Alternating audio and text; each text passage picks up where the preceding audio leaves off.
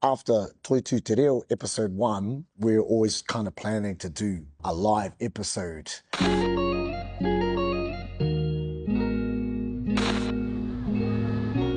E te whānau tēnā koutou nau mai ki tō tātou hōtaka te episode tuatahi o tēnei terenga te I te tīmatanga o te hōtaka, our first episode was at Toitu Te Reo ki roto o Ngāti Kahungunu. Kua tai mai koutou ki te puhitai ore ore. You know, on a Friday at like 2 p.m, so it was a weird time there. But we left that knowing that we needed to do another live episode with an audience. Ne? And so after Toitu Te Reo episode 1, we were always kind of planning to do a live episode. Yep. Get them with the aliens as well.